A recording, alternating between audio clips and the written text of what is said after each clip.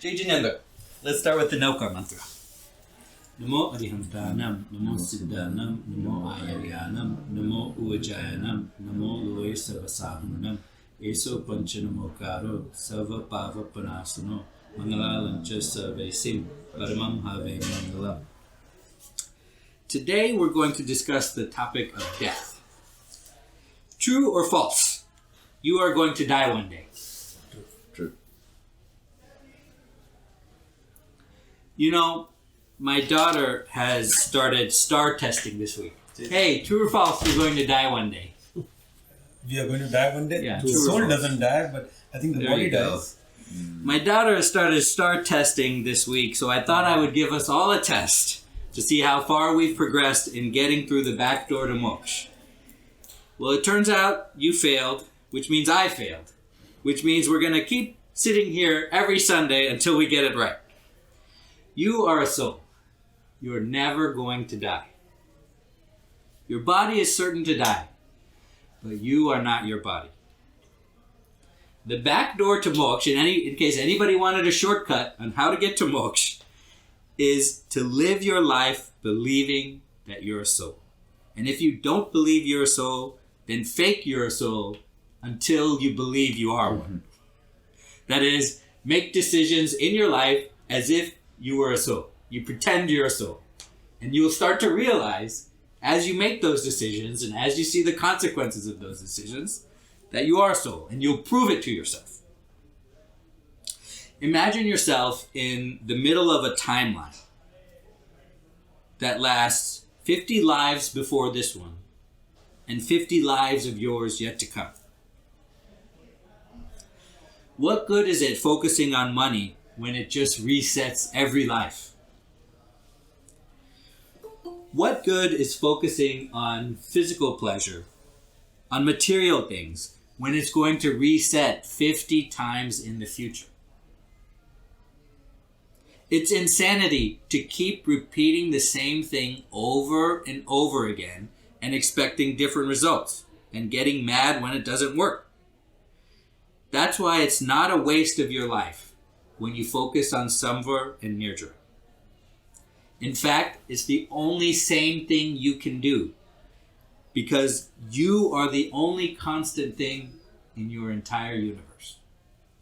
Can you just define Samvar and Nirjara? Sure, no problem. Samvar is the blocking of karma binding to your soul. Nirjara is the shedding of karma that are already bound to your soul before they come to fruition. Come on in. We're talking about death today. We just did a pop quiz. Since my daughter's taking star testing this week, I thought we'd do a test. True or false? You're going to die one day. Very true. Very false. You are a soul. You will never die. Sure. It is certain your body is going to die. You are a soul. You are never going to die. True or false? You should prepare for the death of your body. True. Because we have limited time to Samvar and Nirjara, right? During this lifetime, whatever I can to either block and not add to my karmas. Right, true. You should prepare for the death of your body. Hey, come on in. How are you doing? Good, how are you? Today we're talking about death. My daughter is taking star testing this week, so I thought we'd do a test. True or false? You're going to die one day. True. False. You are a soul. You're never going to die. Your body will die, but you're not your body. So every Sunday we're going to keep meeting here until we get it right. And we're going to just keep doing it for the rest of our lives until we figure this out together. I've been trying to tell you that for how many years? Hey, come on in. I've got a few more new people. Hey, great. Glad to have you. Referral bonus. Hi, glad to have you. Hey, come on in. Hi. I'm bringing tea down. Yeah, fine. Come on in. Great to meet you. My name's Timer. We met before? Yes. Yeah. My name's Timer. Kunal. Nice to how meet you do? Yes. Great to meet you. Thank you for adding me on that WhatsApp group. Oh, no problem. Glad to do it. Are you on? Yes. Okay, great. You're on.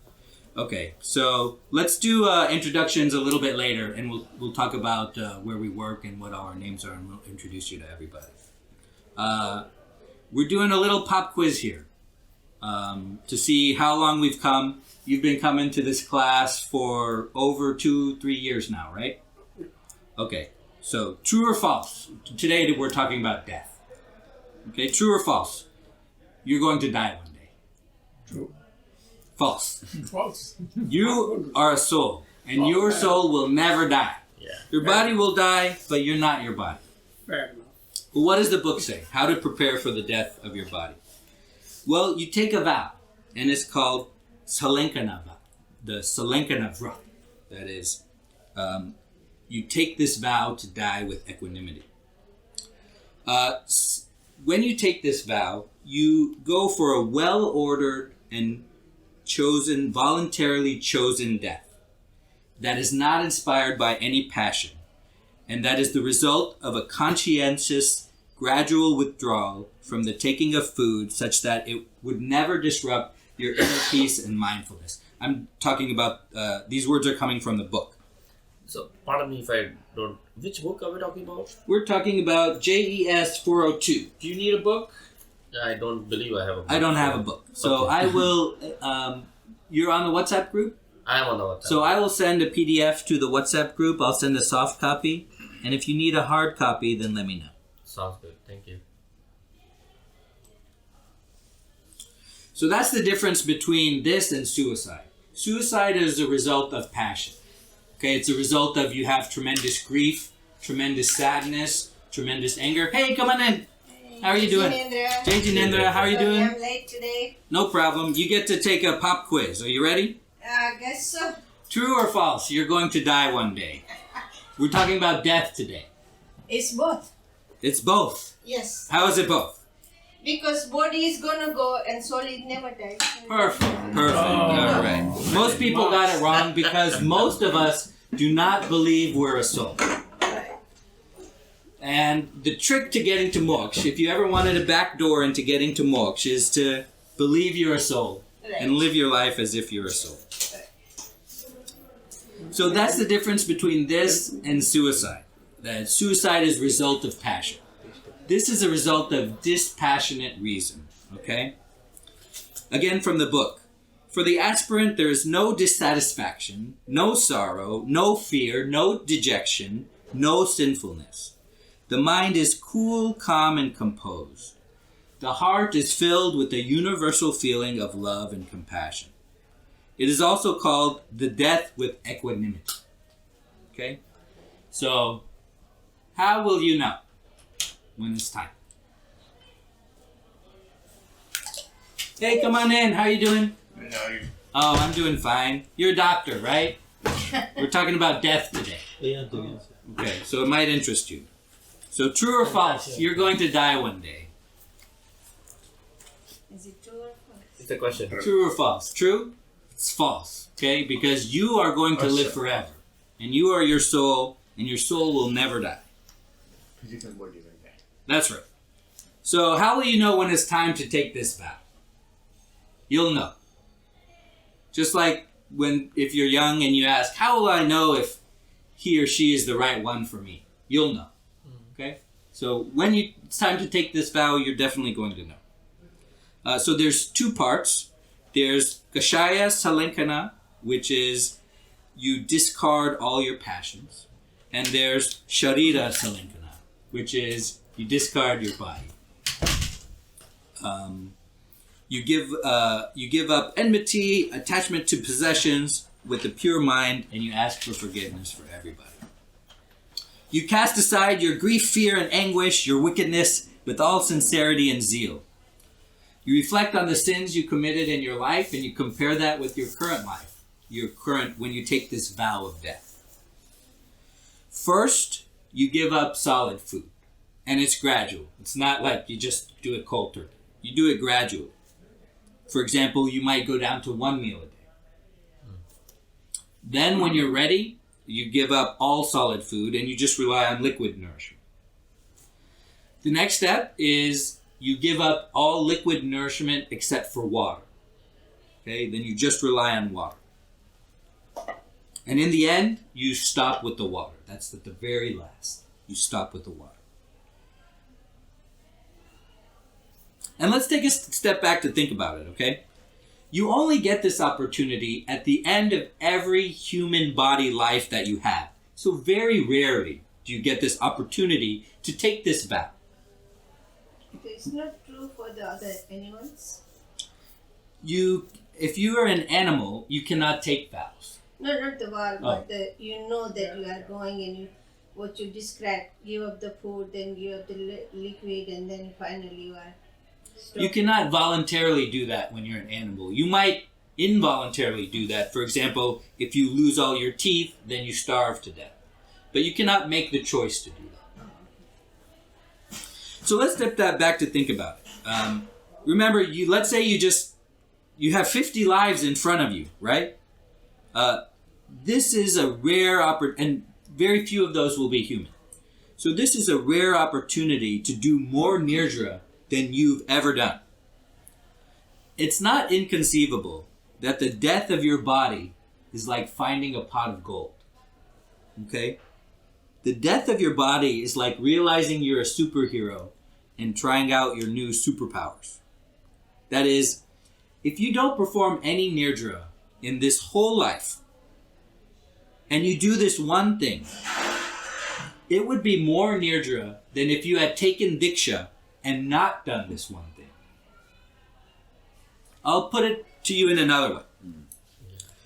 Let's say you're a child and you renounce the world. You take diksha, you pull out your hair, you live an ascetic life. All you did your whole life was samvar and nirjara. At the end of this life, you did not take this salinkana vow. You did great. You did everything right. You did everything you were supposed to. Let's say you burn 10,000 units of karma. Okay? Now imagine yourself in a different life. You're a shravak or a shravika. You knew what you were supposed to do, but you didn't do it. Because it's hard. I've never said this wasn't hard. It's easy for us to talk about it. It's hard for us to do it. You remembered this vow at the end of your life. And you said, what have I got to lose? This body is no good. None of my relations have amounted to anything and can help me. None of the money I made matters. I am going out alone.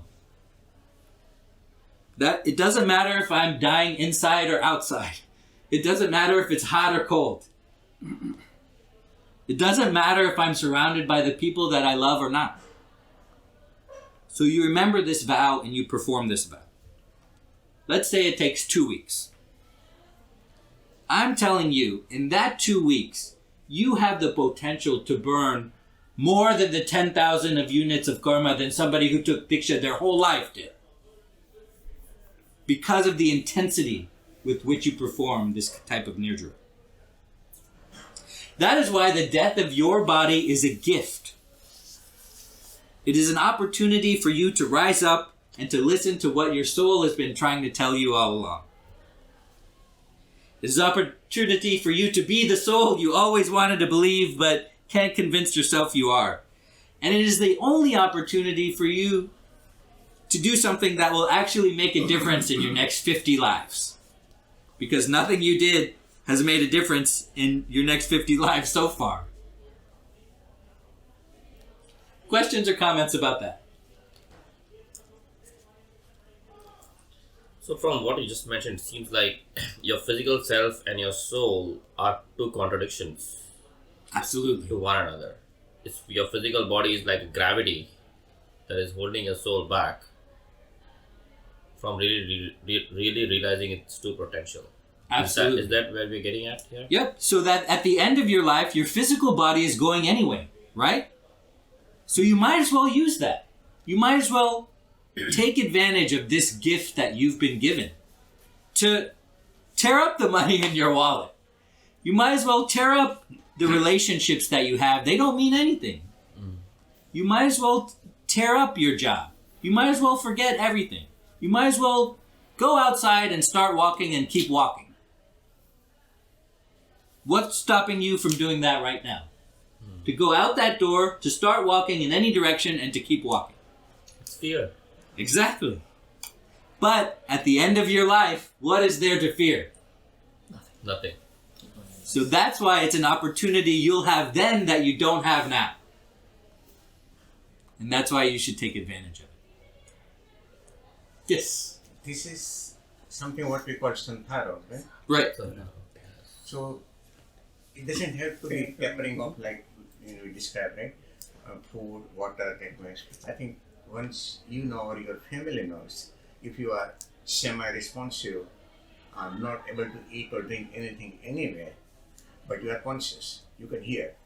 So family, you are not able to do yourself, but family can just recite those standard things, part of the santhara, in last even 24, 48 hours. Doesn't have to be 2 weeks. It can be very short period. You still get the same benefit, right? No. Couple problems with that. First, because you're limiting the time, you are not performing as much nirjara as you can. In those 2 weeks, you're supposed to spend in a meditative state, performing as much nirjara as possible. If you limit yourself to 48 hours, well, you're not doing as much as you could. Second, the reason we gradually taper it off is because we don't want to disrupt the nirjara that we're doing. If we, for example, go, hey, come on in. Hey, come on in, how you doing? Good. We're talking about death today. So second, if you don't gradually taper it off and you try to do it cold turkey, you will start to introduce those passions into your mind. And it'll be, remember, this is hard. This is not easy. So you'll more likely fail, okay, if you don't try to do it gradually. And third, if it is actually something that nobody can help you. If somebody recites a prayer for you, that doesn't help you at all. Especially if you're not conscious or you're not responsive or anything like that. This is something that you have to do yourself. Nobody can help you do it. And so I don't recommend. And fourth, it sounds like you're trying to make an excuse to push that responsibility onto somebody else, like your family.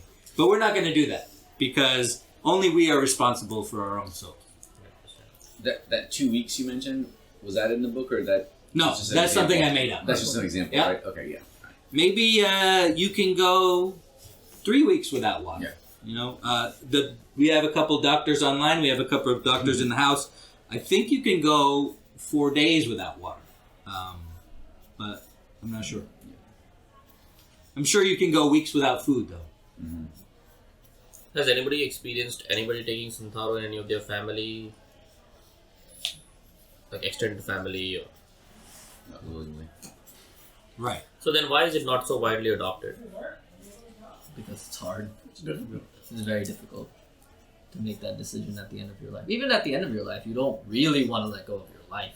Mm-hmm. It's Right. At one impossible. point there is an eventuality that you kind of have to come to face with. But you don't know when you're gonna die. That's the problem. That's a good point. That's the A lot problem. of You never people know. don't get that choice, right? Yeah. You get a heart It's a attack. surprise for It's a lot of surprise. times. Right. Generally, end of life, people are taking some or other medications, That's true. and that cannot be part of this process. That's right. You have to stop everything. But that's a hard choice. The culture here also with medicine and doctors is if something happens, you didn't know it was in your life. You kind of think it is, but they're like, let's give it a shot. Because let's not give up on all hope until it's too late. So that's the Right. What happens is, let's say you pass in your sleep, and your family calls 911. Guess what happens? The emergency comes. You've been dead for 10 hours. Yeah. They try to resuscitate you because that's their job. Mm-hmm. Okay, and then only when they cannot, then they'll make a pronouncement, and they probably won't. They'll probably try to resuscitate your 10 hours dead body all the way to the hospital and wait for the doctor to make an announcement. So that's exactly right. well. I mean, that's one. I'm saying when you're not dead, but things are failing, Mhm. you're in the hospital. They're like, let's try this, let's try that. We'll put you on artificial breathing. This, Right. So there's a whole bunch of interventions people will try. Like let's not give up hope. Hey, come on in. We're talking about death today. But it is rare, even if somebody's conscious at that point, it's very rare for them to say, look, guys, let me just go. Here's what I want to start doing. You know? Right. You've been in this class for what, 3 years now? Right. Did you learn anything? So No? keep coming back. Yeah. Okay, so true or false? You're going to die one day. True. Okay, false. You're going to live forever because you're a soul and you're not a body. So we're just going to keep on going for another 3 years. just every Sunday for another 3 years until we get it right. It's okay. Only 1 or 2 people got that right so far. So. A lot of people are going to be here. All right, so what do you do before your body dies? Let's put Jainism in a corner for a second. Before you die, you got to write a will, okay? People say, oh, I don't need a will. You know, the state of Texas says my children get everything equally. Guess what? You still need a will. Because if you don't have a will, your creditors might be able to get money before it goes to your children. If you don't have a will, there's a lot of protections you're giving up, okay? So write a will before you die. Communicate with your family about your intentions. It's important to have an open and honest conversation with your family about death. There's plenty of resources online about how to talk about it. There's a book you can buy. If you go on Amazon, you can get a book. And it says like, your name, your address, here's my bank account number, here's my email password, here's my this password, here are the accounts that I have. And you can just all write it in this book, right? And it makes you have a nice little conversation with your family. And it's important to do that because if somebody understands your intentions when you die, they can make decisions that correspond to that. Because they have to make a lot of decisions that you might not have accounted for. But if they understand your kind of mindset of your purpose of what you want to happen when you die, then it's a lot easier. So for example, I'm an attorney and I have to make a lot of decisions for clients and I can't go back and ask each time.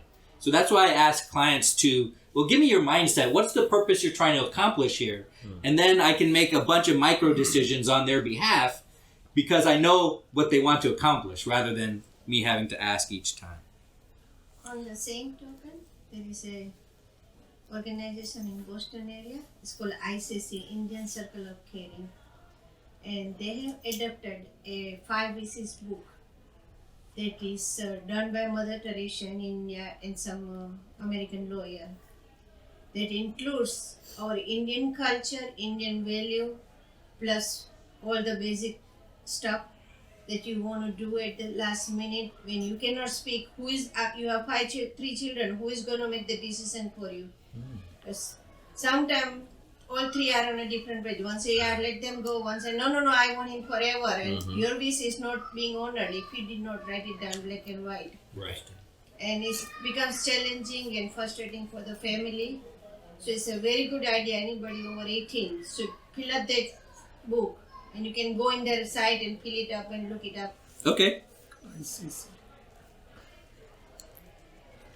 called 5 Wishes. Great. Perfect. And it gives you detailed information like this area, what do you want to do, that area you want to do. It's basic, something you may want to keep in mind. And guess what? Believing you're a soul makes it easier to die. Right? It makes it easier to have this conversation. If you're just moving to your next life, it's not a really big deal, is it? The only big deal is you didn't get enough sunburn and near drain while you could. So it makes it easy to have your kids and your family experience less trauma. It makes it easier for you to accept your death. And it makes it easier for everybody if we realize that death is a transformation, not an end to anything. I also feel like that realization actually helps you attain a mode of a giver than a taker in general, right? Like, because we as humans, at the end of the day, what we strive for is that our legacy continues to go on. Right. That's the reason why people donate money for their asana, for XYZ reasons, right? Because we intrinsically, as human beings, we want our contextual self, our soul, to stay on forever and be remembered by other people, by generations. Right. And with that realization that you have, that I want to transcend from being successful to being great, right, is then the only way you can become that is by giving, Right. not by taking. Right. So that realization of that you just mentioned, it helps us to transcend from being a taker to a giver. Right. Is what I feel.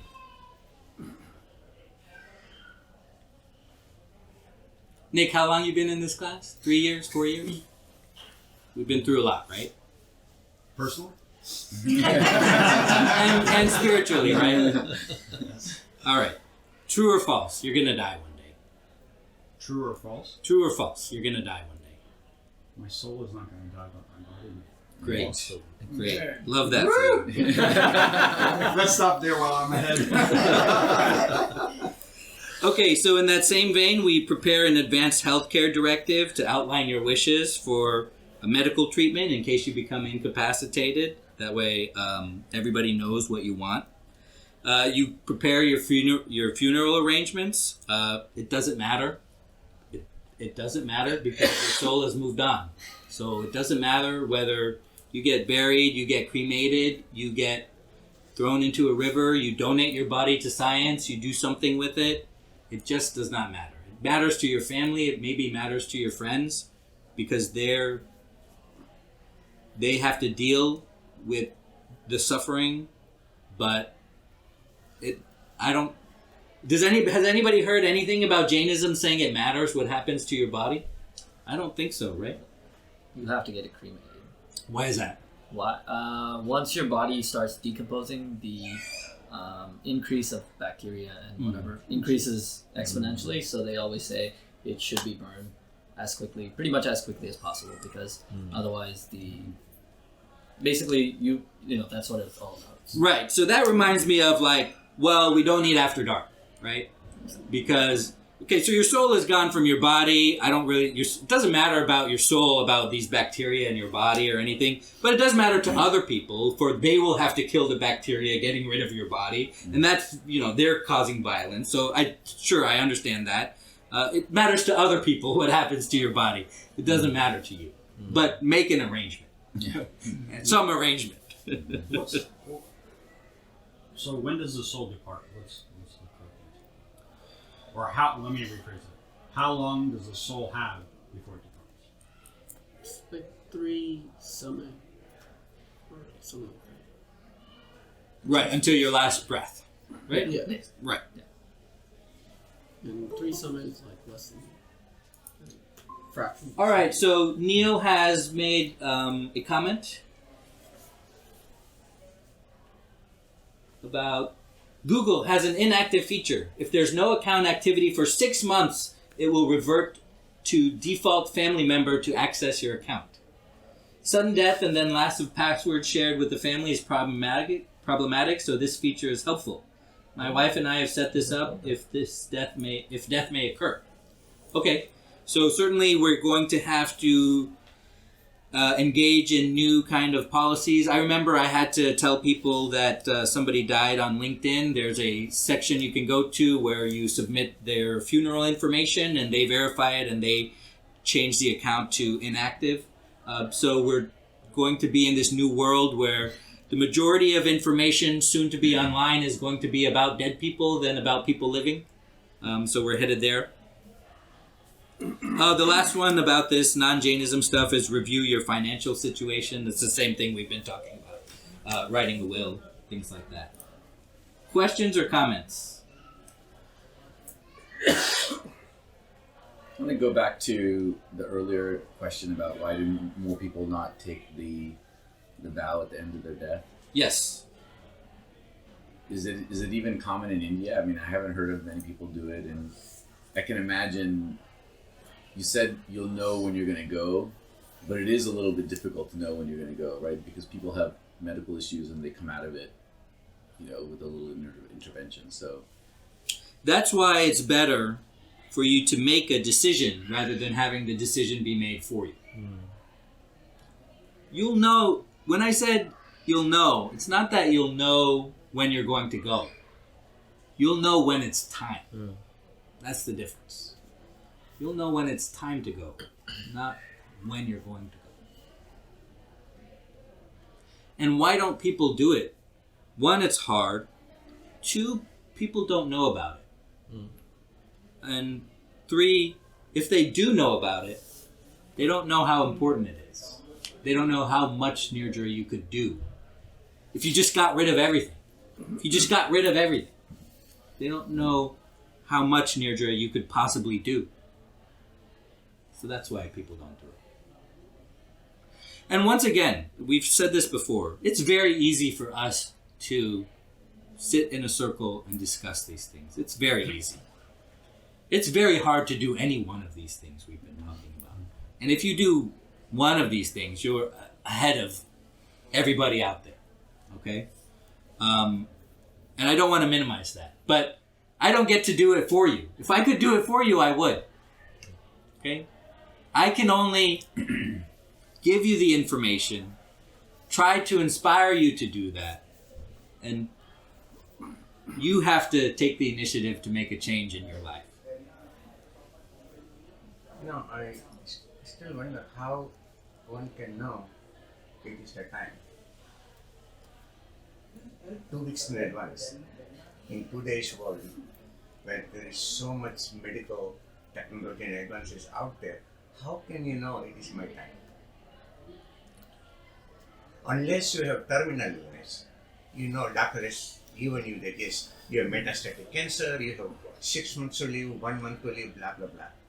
But here, if you are a normal, some other medical conditions like even heart disease, how can you know it is my time? 2 weeks in advance. How did you know you were in love? It's a totally different story. You cannot compare them. You are not comparing apple with apple. So, Santara is basically like, let's say your body, where the doctors have said basically, there's nothing that they can do. There's no hope. And there's no hope. And you can't even take in food, let's say. Let's say you put in food and you have to vomit it out. Then that's basically when you technically I understand it. So that is the terminal illness. No. Yeah. That is Otherwise, really when you do something. Yeah, otherwise it's so difficult. Even if you understand. I don't think that's the only time though. Yeah. But it's when you know you're about to die. But only. So the question is, can you only take this when you know you're about to die, or is it a decision you can make? You don't have to know you're about to die. Exactly. Yes. You have to know it's time. Yeah. You will know it's time. You don't know when you're going to die. You will never know when you're going to die. But you will know when it's time. Can you explain how? Giving some example? I think it's more internal. It comes based on the situation. That will come internally. I know my aunt's grandfather, paternal grandfather, he took, I think, 21 days or 25 days, and that was a choice which he made.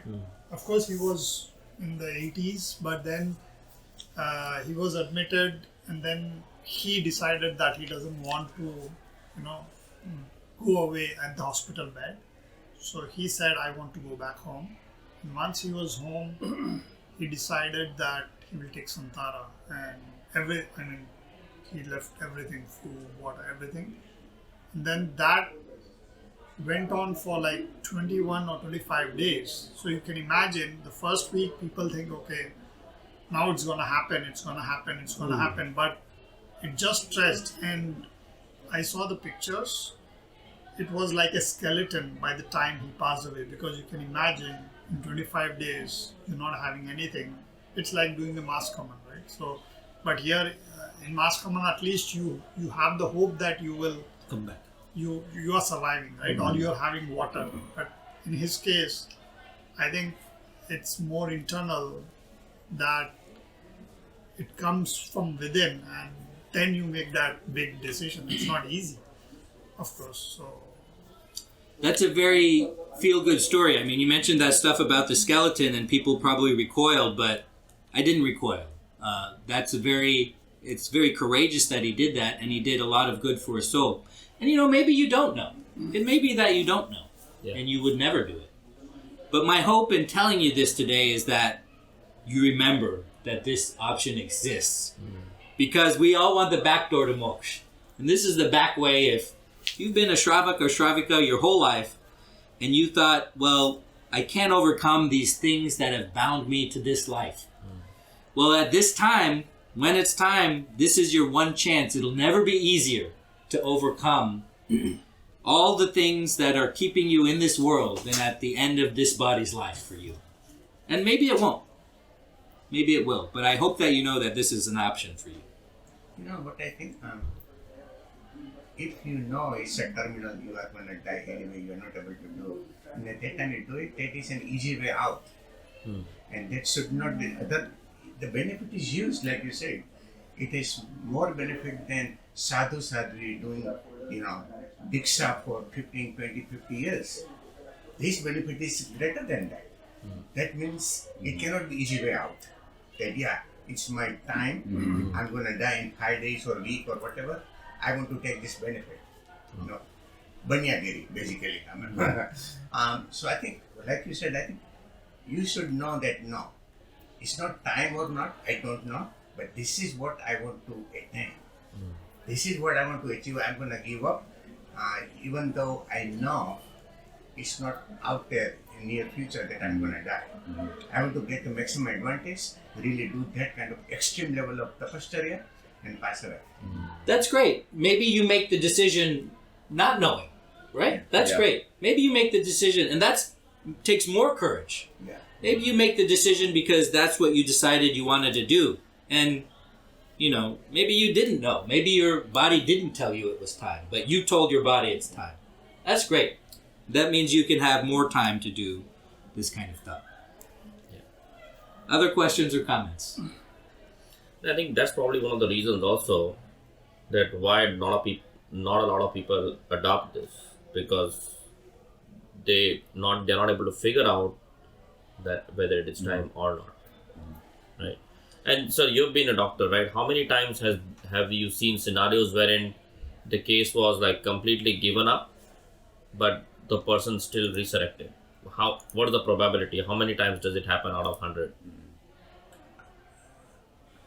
I think if the doctor says that time is up, they withdraw on the life support, generally most people do go, do die, like within 24 hours or max 48 hours. Neil, our other doctor in the house, says it's a very low probability. So sometimes it's also about the mathematics, right? So over here, I mean, it's all about that too, in a way. Right. And yes, Bhavin. Yeah, I think the discussion, what we are having, it's just like anything else. Certain things is on the faith base, certain things that you accept the way it is. What we are discussing right now is an ultimate reality that each of us will go through at one point of your life, and you have to make a decision.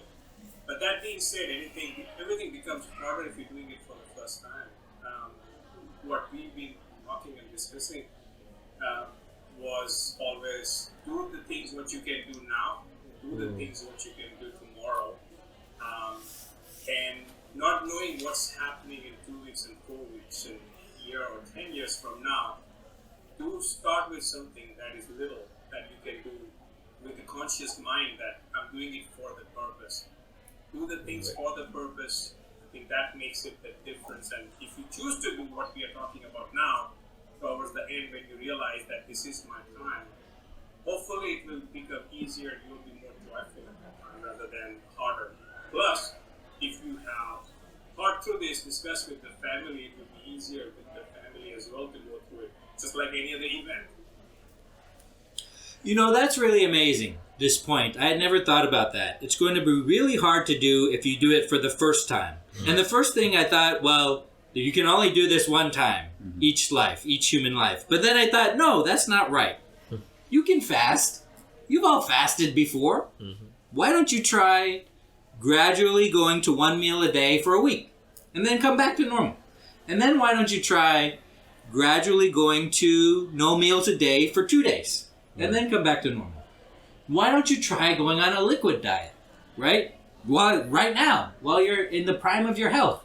That way, when you're not in the prime of your health, you know you can do it.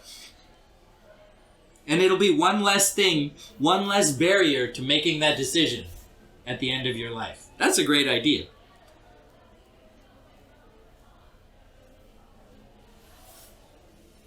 Here's the thing we should talk about. It's scary. I know it's scary. It's tough to be on your own. It's tough to be responsible. It's tough to do the right thing. For me, it feels like I'm leaving my warm house to go walking in the cold wind forever. Why would I do that when it's so easy to turn around and go back in my house? It's easier to make excuses. It's easier to let it go. And it's easier to tell yourself when the time comes, I did what I could. I should enjoy the time that I have left. And I never really believed I was a soul anyway. But let me tell you something. When you get old, all that's going to evaporate like dust in your hands. When your body is old, you're not going to be able to eat your favorite foods anymore. You're not going to care about watching that movie or playing that video game or reading that book. When your body gets old, all the conversations you have will be repeats of the same conversations you've had 100 times. I'm only 41. I'm already getting tired of the same conversations I've had for my whole life. All the travel you've done, all the experiences you've had, and all the people you've met won't mean anything. You are going to start to despair when your body gets old and you realize that fact, that your entire life was meaningless. And my hope is that you remember something like this exists. That you can give your life more meaning in the last 2 weeks than you have done in the previous 80 years. If you can do that, then all of these Sundays will have been worth it. All the pain, all the heartache, and all the misery that we call this life will have been worth it. Because you will finally experience the briefest taste of believing that you're a soul. So this thing applies to old age, not the young age, when you have full life ahead of you in general. Because you can do that Nirdra now. You can do Nirdra and Sambhur. You can start to do that now. It applies to you now. You may make, if you are devout enough to believe this, then if you take this vow at a young age, you can do more Nirdra and Sambhur than if you take it at an old age. But the reason it's written like this in the book is that it's easier when you're old. When you're old, it's easier to give up everything. It's hard to give up everything now. But when you're old, it's easy. So we might as well do it when we're old. But if you want to do it now, let's do it now. Yeah, but at this age, any one of us does samthara. That's not the right thing to do because you have still duty to perform, you have work to do. The human life is not that easy to come by. And you are, let's say you're committing suicide in another word. That's not the right thing to do. All right, so this is not suicide for a couple of reasons. First, this is dispassion. No, it's like it's committing a suicide because you are just want to do nijara that is in your head that this is the best thing I can do and I can achieve moksha. It's not suicide. No, it's not suicide. It's sort of like no. It feels wrong. Well, how about That's wrong. That's right. It feels wrong. Well, I certainly understand the point you're trying to get at is, well, if I'm young, why do this when I'm young? Let me do as much Nirdra as possible and then do it when I'm old. That way I take advantage of this great human life. I 100% agree with you. Let's do both. Let's do as much Nirdra as possible right now, and then when we're old, let's decide to take this back. It's not a bad idea to think about planning to do this when you're old. When it's the right time, like you say, Right, 2 right. weeks before you would That's know. right. That's the perfect time. correct. But at this age or even 70, 80 years old, if you are a normal human being, you have ability to give something to the world. I don't think that's the right thing to do. No, sometimes what happens, they don't want to trouble their family. Going to hospital, come back. So that's why they took the santhal. No, that's totally fine. When you are certain age and you accomplish everything, there is nothing much you have to offer to anybody. And the purpose of life is fulfilled. That's different story versus younger age. Because you have think that I'm going to do the moksha because I'm doing it. To me, that's not appropriate. That's my view.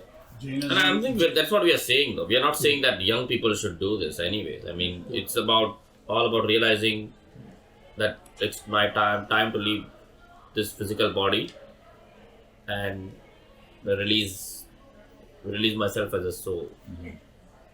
Well, I would caution you to listen to the words of that great philosopher, Mr. Kanye West. He said, "Nothing's ever promised tomorrow today." Mm-hmm. You don't know whether you're going to get there. Yeah. You don't know whether you're going to live tomorrow. You don't know whether you're going to do as much Nirdra as you can now and have enough time to make this promise. So start doing it now. Can I ask a question? Of course. Sorry, and pardon my ignorance over here. I've not read the book. I think other folks have. What is the... Nobody's read the book. I guarantee you. Nobody's read the book. So you've been using two terms. Giving us credit though. That's good. You've been using two terms, Nidra, and there's also one more word that you're using. Yeah. What do those mean really? Samvar is the blocking of ashra. That is the blocking of karma that binds to your soul. The blocking of the influx of karma. Okay. Nirdra is the burning of karma that's already bound to your soul before they come to fruition. And we perform Nirdra by doing tup.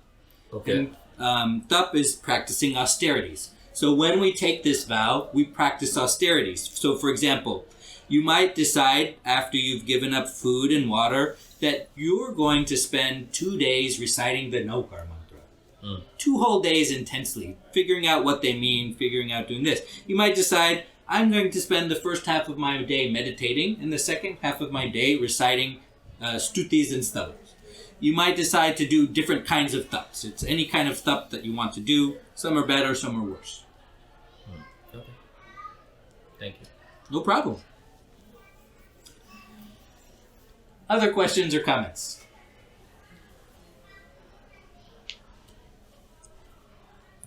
Thank you very much for your time this week. I really appreciate that. What I'd like to do is I'd like for everybody to introduce themselves for the new people we have here and tell us about what you do. And because this class is not only helping each other on the spiritual path, it's helping us professionally and it's helping us expand our network. And so I would like this class to be that. And so that way, any of these new faces can come up and talk with us after class and talk with us about work and things like that. So let's start with our people online so we don't forget them. Bhavin, can you start? Hi, yes, Bhavin Shah. I work for Powell Industries. It's an oil and gas company. And I am a director of public management team over there. And we are in Houston area. We have offices in Chicago, Edmonton, UK, and Singapore. Okay, Neil has come up with another quote from that great philosopher, Mr. Kanye West. Nothing in life is promised except death. Know your worth. Neil, can you introduce yourself for us? Sure. Thanks, Samir, again. Appreciate you doing these classes. Great to see you back. Neil Shah, worked in the medical field. I work for UT. And Mihir, can you introduce yourself for us? Sure. Jai Jinendra, everybody. Shah, I Houston first lab, and so as I'm naturalist in oil as well. To use area the work energy. I learned the class. Mihir lived in Houston for a long time. He moved to Belgium for work. When are you coming back to Houston, Mihir? Well, hope is to soon. And yeah, well, definitely you guys will know when we'll be there. That's great. Oh, he's in Belgium right now? Yeah. We're international. That's pretty awesome. Can we start this way and go around, please? I'm Harshad Singhvi. I'm the retired physician. Practiced cardiology in Massachusetts. I just moved here 6 months ago. Planning to do 6 months here, 6 months there. I'm Chetna and we are from Boston. And I decided to focus on me now, so we are in Houston. Learn about me, Jainism, and do something for my own soul that I will take with me. My name is Kinjal Cheda. I'm a CPA by profession. Thanks, Timur, I missed 2-3 weeks and I just feel that emptiness. Right. And we need this reminder, and I keep on reminding myself every morning that I want to make better decisions. One thing I want to do every morning is start my day with asking God to let me make a better decision. And same thing, Nirjara, somewhere, whatever I can do. Fun thing I've loved is stop lying. It made my life so easy. Yeah. I don't have to reply. I can say no. I've started learning to say no, whether it's clients, families, friends.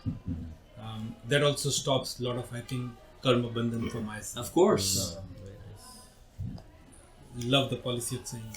The best thing about not lying is you don't have to remember anything. Exactly. Life becomes so simple.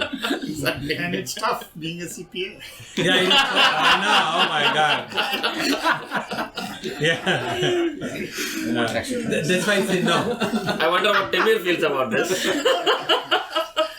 My name is Hardik Shah. I'm into the mortgage. I'm into the home loans and commercial loans, and I deal in commercial real estate. And I'm in Houston since last 5 years, and regular to the class around 6 months now, and I'm very happy. My name is Ashish Mehta, and I work for Accenture, IT consulting, and on the passive side, I'm a realtor also. My name is Nick Shaw. I'm the CEO of Energy Islands. We're a worldwide distributor of pipe, bar, and tube. We manufacture turnkey components for downhole drilling. Originally lived in New Jersey. From there, moved to South Texas for 16 years, and then been in Houston for the last time. Yeah, we'll never forget. You brought the hurricane with you. Exactly right. You moved into his house, and then he started helping his neighborhood. That year, that same year, and it snowed that same year too. So yeah. We'll always remember when you came into our lives. My name is Akash Daga. We have our diamond jewelry business. Been in Houston for our whole life. Yeah, hi everyone. My name is Kunal Kothari. I have been in Houston since 2009. I'm a classic story about living in Mumbai, coming over here to do my masters. Went to A&M. Graduated in 2008. Not a very good time to graduate, if you guys remember. Go back to 2008, but still was lucky enough to settle myself here. I have a beautiful family. My wife, she's actually in the mandir right now. She uses this 1 hour for her meditative state.